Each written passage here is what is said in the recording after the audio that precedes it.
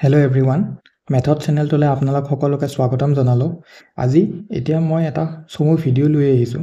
সকলোৰে মনত এটা প্ৰশ্ন আহি আছে যে যোনখন মে' মাহত যি মে'ৰ 1 তাৰিখৰ পৰা 7 তাৰিখৰ ভিতৰত যি GTPGT ৰিজাল্টছ পাব্লিছ হ'ব, সেই ৰিজাল্ট 1:1ত ৰাখিব নে 1:2ত ৰাখিব? এতিয়া বহুতৰ মনত এইটো প্ৰশ্ন, কাৰণ বিভিন্ন মিডিয়ামত অলৰেডি কৈ আছে যে 1:1 হিচাপত দিব, কিন্তু ক'ৰবাত 1:2 হিচাপত দিব বুলিও কৈ আছে। সেই কনফিউজনটো আমাৰ সকলোৰে আছে। এই কনফিউজনটো আমাৰ ৰিজাল্ট দিয়াৰ পাছতহে ক্লিয়াৰ হ'ব। কিন্তু এতিয়া আমি যদি যোনখন এডেণ্ডাম পাব্লিছ হৈছিলে, সেই এডেণ্ডামতনো কি আছে আমি এবাৰ চাওঁ আহকচোন। এডেণ্ডাম যিকোনো এখন এডেণ্ডাম আপোনালোকে লৈ ল'ব। এডেণ্ডামত এইটো লিখিছিলে, চাওকচোন যে যোনটো 11 number point, for verification of qualification and other particulars of the candidates a draft merit list. ইয়াতে ড্ৰাফ্ট মেৰিট লিষ্ট বুলি কৈছে। A draft merit list will be published with the ratio' of 2 candidates against 1 vacancy. মানে এইখন নটিছৰ হিচাপতো আপোনাক এটা পোষ্টৰ এগেইনষ্টত 2জন candidate মাতিবই মানে। তাৰপিছত কৈছে after verification a final merit list will be prepared from the draft merit list as per the outcome of the verification report as per the merit in the draft merit list in the ratio' of 1:1। এতিয়া যদি আমি সেই এডেণ্ডামৰ নটিছটো চাব লাগে, এতিয়া এই নটিছটোৰ মতে যদি এটা পোষ্টৰ এগেইনষ্টত 2জনকৈ মাতে, তেতিয়াহ'লে সেই 2জন কেণ্ডিডেটৰ ভেৰিফিকেশ্যন হ'ব। GTPGTৰ নেক্সট ফেজ সেইটো হ'ল জাষ্ট ডকুমেণ্ট ভেৰিফিকেশ্যন, তাৰপাছত জব। ইয়াতে কোনো স্কিল টেষ্ট বা তেনেকুৱা নাই ADR নিচিনাকৈ। তো এতিয়া যদি 2জনকৈ মাতে, অকল 2জন কেণ্ডিডেট মাতিব just for the verification purpose. এইটোৰ কাৰণে আমাৰ সকলোৰে কনফিউজনটো আছে যে অকল ভেৰিফিকেশ্যনৰ কাৰণে এতিয়া 2জনকৈ মাতিব নেকি।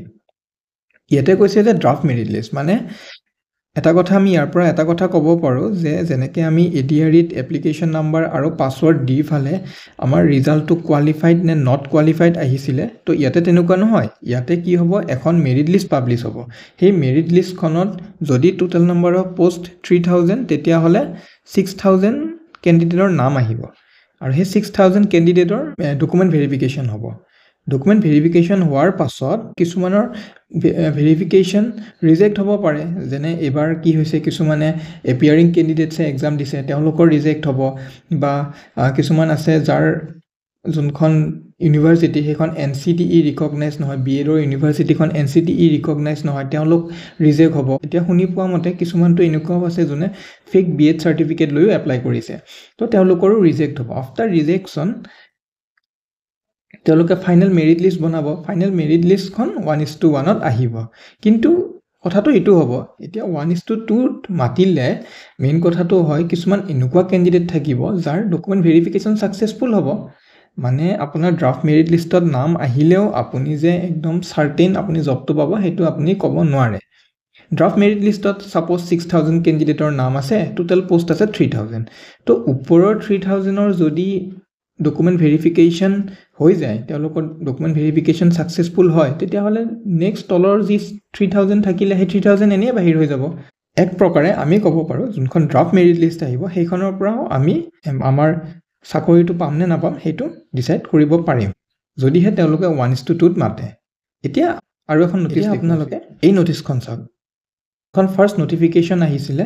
এই নটিফিকেশ্যনখনৰ যদি আপুনি তললৈকে যায়, তললৈকে গৈ পেলাই এইটো F নম্বৰ পইণ্টটো চাই, ইয়াত কৈছে যে E নম্বৰ পইণ্টটো চাই, ইয়াত কৈছে যে qualified candidates in way ratio' of 1:1। তো ইখন নটিফিকেশ্যনৰ মতে 1:1তে মাতিব।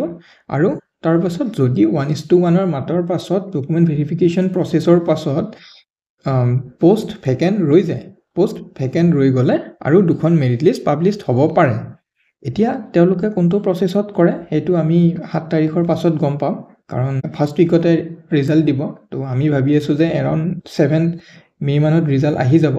তো তাৰপাছত গম পোৱা যাব যে কেনেকৈ কি প্ৰচেছটো কৰে। যদি ড্ৰাফ্ট মেৰিট লিষ্ট পাব্লিছড হয় আৰু আপোনাৰ কাট অফতকৈ মাৰ্কছ বেছিকৈ থাকে, তেতিয়াহ'লে নিশ্চিত থাকক আপোনাৰ চান্স বহুত বেছি থাকে জব পোৱাৰ। তো এইখিনি আছিলে। Thank U.